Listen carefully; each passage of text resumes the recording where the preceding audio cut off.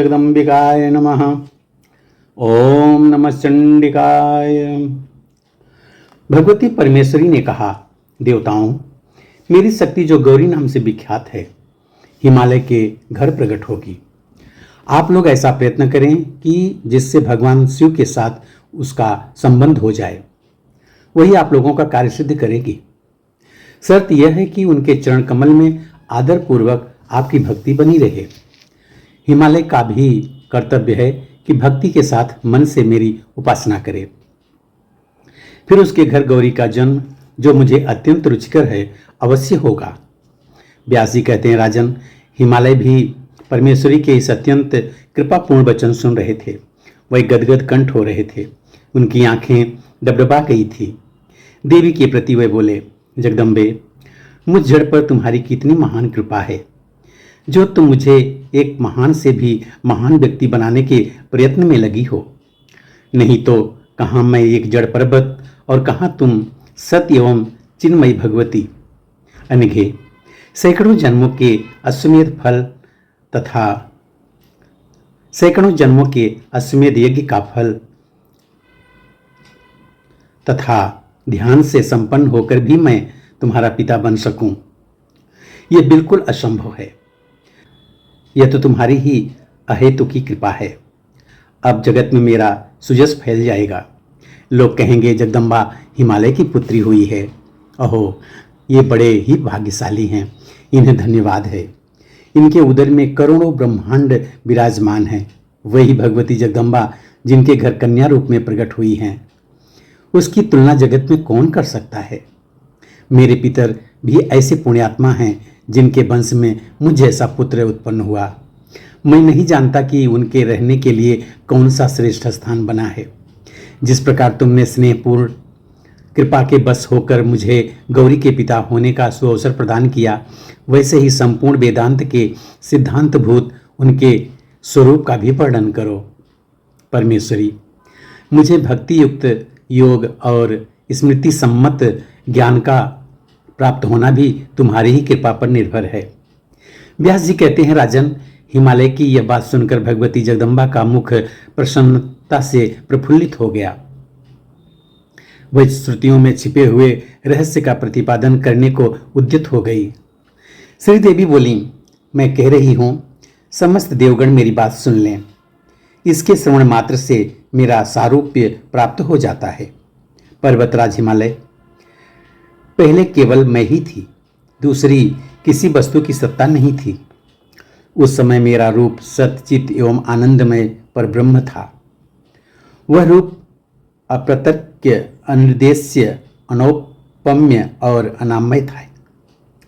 उसी रूप में कोई एक शक्ति स्वयं प्रकट हो गई। उसका माया नाम पड़ गया। वह माया न सती थी और न ही असती।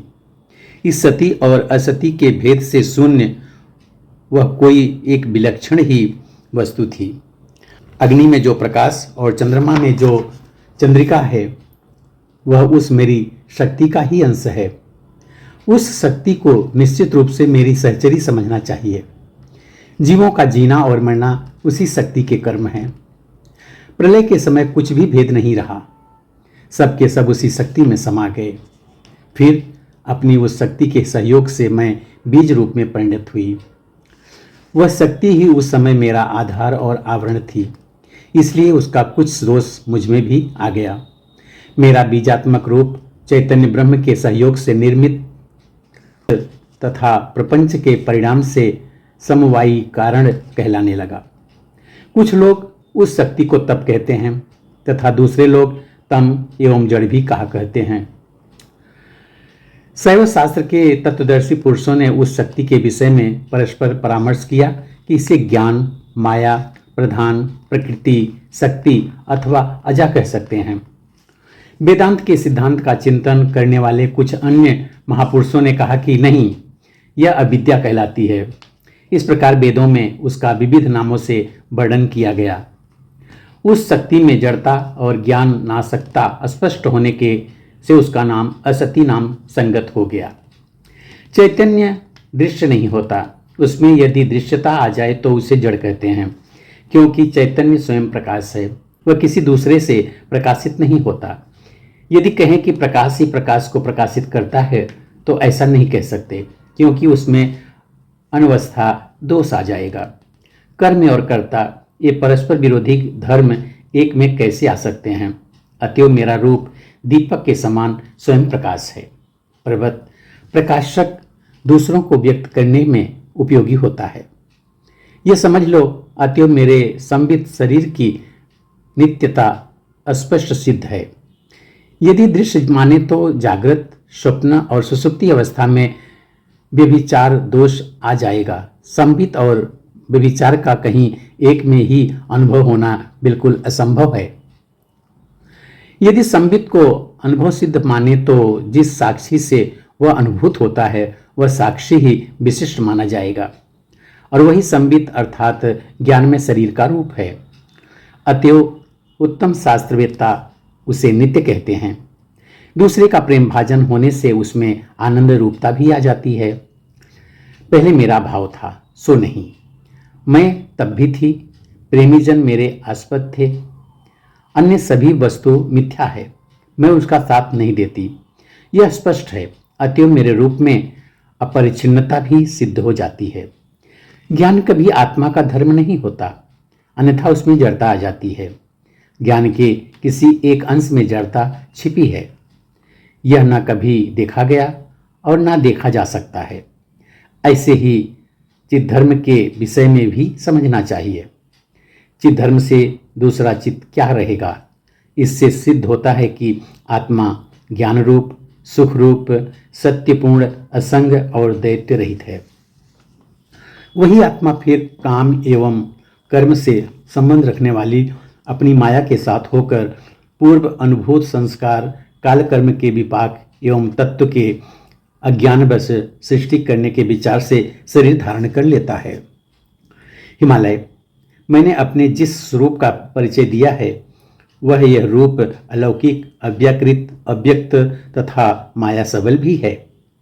समस्त शास्त्रों में इसे संपूर्ण कारणों का कारण, तत्वों का आदिभूत तथा सच्चिदानंद विग्रह बताया जाता है।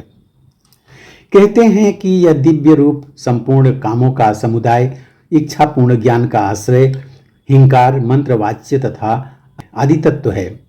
मेरे इसी रूप से शब्द तन्मात्रक आकाश, स्पर्श मात्रक वायु तथा रूप तन्मात्र तेज की क्रमशः उत्पत्ति हुई है। इसके बाद रसात्मक जल उत्पन्न हुआ, फिर गंधावली पृथ्वी प्रकट हुई। आकाश में केवल एक गुण हुआ, शब्द। स्पर्श और शब्द ये दो गुण वायु से हुए। विज्ञ पुरुष स्पर्श और रूप इन तीन गुणों से युक्त तेज को बताते हैं। शब्द, स्पर्श, रूप और रस ये चार गुण जल के कहे गए हैं। स्पर्श, शब्द, रूप, रस और गंध इन पांच गुणों से पृथ्वी की उत्पत्ति हुई। उन्हीं से महत्तत्व उत्पन्न हुआ जिसे लिंग कहते हैं। यही आत्मा का सूक्ष्म शरीर है, इसे सर्वात्मक कहते हैं। इसमें यह जगत बीज रूप में स्थित रहता है तथा जिससे लिंग देह की उत्पत्ति हुई है एवं जिसे पहले कह चुके हैं वह अव्यक्त परब्रह्म का कारण शरीर है। तदनंतर पंचीकरण मार्ग से पांच स्थूल भूत उत्पन्न हुए। उनकी स्थिति का वर्णन करते हैं। उन उपर्युक्त पांचों भूतों में प्रत्येक के दो दो भाग में बांट दिया गया, फिर एक एक में चार चार भाग पृथक किए गए। सबका एक इतर अंश था, उसे जोड़ देने पर वह सभी पांच पांच भाग वाले बन गए। वही कार्य रूप में परिणत होकर विराट देह बन गया। यही परमात्मा का स्थूल देह है। पांचों तत्वों के सत्वांश से स्रोत आदि पांच ज्ञानेंद्रियां उत्पन्न हुई। राजेंद्र, वह सभी इंद्रियां परस्पर संबंधित रहीं। वृत्ति भेद से चार प्रकार वाला एक अंतःकरण उत्पन्न हुआ। जब वह संकल्प विकल्प के उलझन में उलझा रहता है तब उस अंतःकरण को मन कहते हैं। जिस समय संशय रहित सुनिश्चित वस्तु जानने की योग्यता प्राप्त होती है तब अंतःकरण बुद्धि कहलाता है। अनुसंधान वृत्ति के आने पर अंतःकरण की चित्त संज्ञा होती है और स्वरूप में अहंकार वृत्ति उत्पन्न होने से इसी अंतःकरण को अहंकार कहते हैं। जिस प्रकार पंचभूत में जो राजस्व अंश थे उसमें उनसे क्रमशः तत् तत् कर्मेंद्रिय की उत्पत्ति हुई। प्रत्येक इंद्रिय का परस्पर संबंध हो गया। इसके बाद उन्हीं के राजस अंश से 5 प्रकार के प्राण उत्पन्न हुए।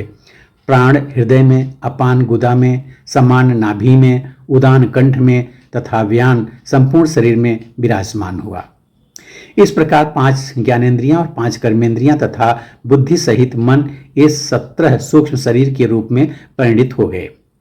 यही सूक्ष्म शरीर लिंग शरीर कहलाता है।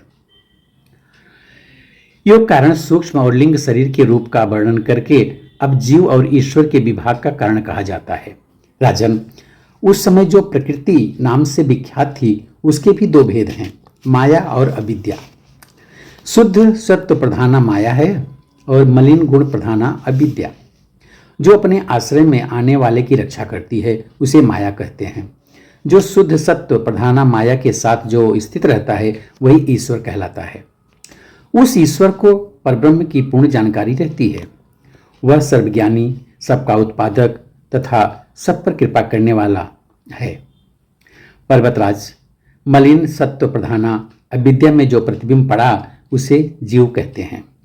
जीव में संपूर्ण सुख और दुख का भान हुआ करता है। पूर्वोक्त 3 शरीरों में ईश्वर और जीव दोनों का संबंध है। ये दोनों 3 नाम के अभिमानी होने से 3 कहलाते हैं। कारण देहाभिमानी जीव प्राज्ञ कहलाता है, सूक्ष्म देहाभिमानी तेजस और स्थूल देहाभिमानी विश्व। इसी प्रकार ईश सूत्र और विराट पद से ईश्वर भी 3 नाम से प्रसिद्ध हैं। प्रथम अर्थात जीव व्यक्ति रूप है और द्वितीय यानी ईश्वर समष्टि देहाभिमानी माना जाता है।